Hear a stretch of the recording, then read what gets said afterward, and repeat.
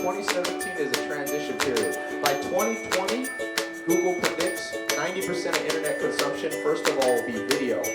So if you're not in the edutainment game with being able to make valuable, inimitable, rare kind of videos that make people laugh, that make people feel entertained, you're going to get blown out of the water. Somebody's going to come for Geico, they're going to come for Coca-Cola. You'll see. Here's the deal. You can be very successful at a young age if you follow a few formulas. One of them is you only learn from mistakes, but they don't have to be yours. He doesn't really need an introduction because you see him every day on your YouTube feed. So it's not a whole lot else I can say other than let's put your hands together for Ty Lopez.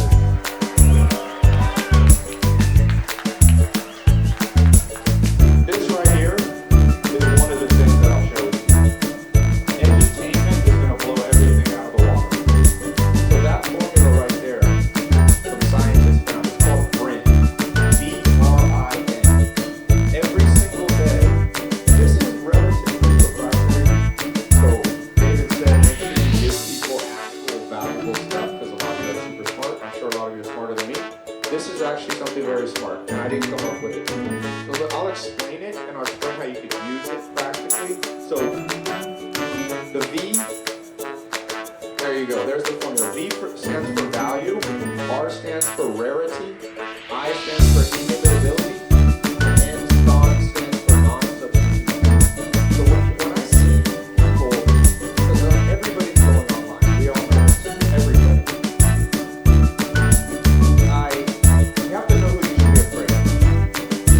I'm afraid of most of the people who understand this. The V in value generally is things that release dopamine. Here's what doesn't release dopamine.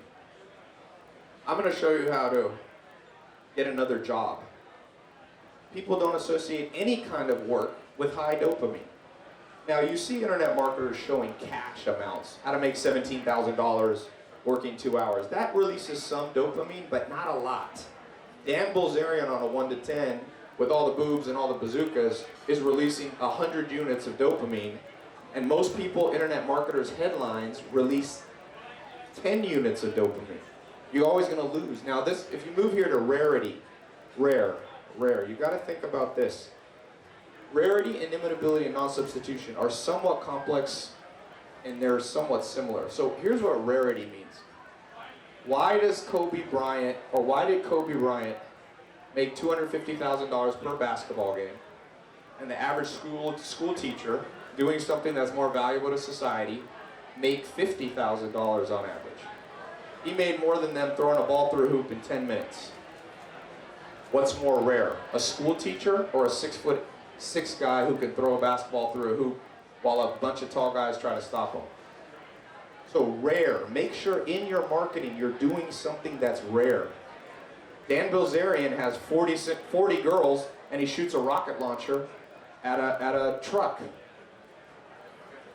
I don't know many people that do that. It's rare. Now, inimitability is an interesting one because inimitability means how easy is it to copy?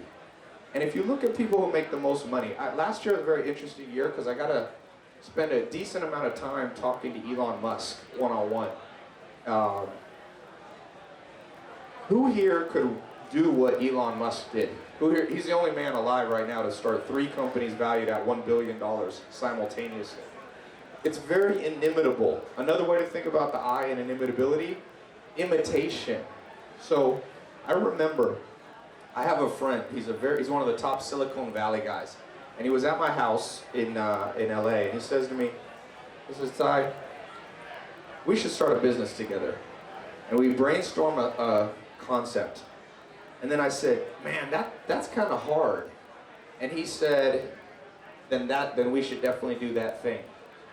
Do the hard thing. Elon Musk says this, one of my favorite sayings, you get paid in proportion to the difficulty of problems you solve. And that still holds true. If you want to grow your social media, if you want to increase conversion rate, inimitability, you have to go to do something that not many people can do. This last one, non-substitution. This one's an interesting one. The question is, who here's read 0 to 1 by Peter Thiel, co-founder of PayPal? He says, the best business to go in is one with zero competition. That's one of the central parts of the book. I see a lot of us going into businesses that other people are doing, and this violates the non-substitution rule. One of the things that I've been lucky to be able to do is very few people are doing what I'm doing.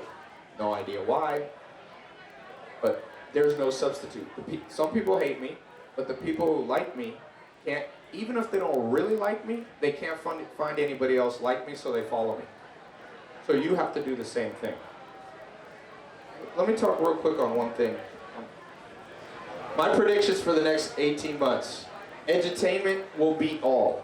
You should see the numbers. I told you, nobody's broken Google Analytics except an 18-year-old girl. Here's the deal. I do not believe in the grinded out school. I did too much grinding. Well, if I could go back in time, I would wait. Here's what I would do. In a dating relationship, if you're in therapy in the first fucking month, I know people go to therapy in the first 3 months of a relationship. You're grinding out a relationship, kill it. That thing's dead. If you launch a business and it's not working that well, start another one. I think now some people will say you give up too early. No, I know that. I factored that into that sentence. In general, there are some people who will be too flaky and move from business to business. It's not my experience that it's most people. Most people marry the wrong person, go to the wrong college, live in the wrong city, have the wrong set of friends. They make every mistake.